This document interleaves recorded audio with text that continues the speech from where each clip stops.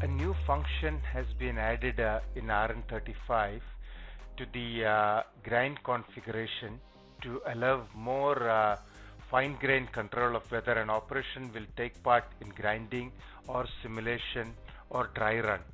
So in the configuration menu, which is new in RN35, you've got grind, simulate and dry run. Now it may be desirable sometimes to include a fluting operation for the sake of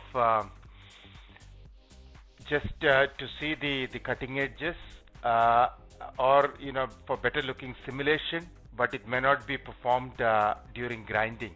So you can see now that is actually a different color that's not performing during grinding, and it's only taking part during the simulation of this tool. In the previous, what we used to do was we used to strike out this operation, but then sometimes you may want to see the full i3DG simulation, and you may make a mistake in grinding by not doing it. Now it's completely taken care of through the grind configuration, and you can actually see a small star, which means that this is not taking part in grinding, but it's only for simulation, and it's color coded.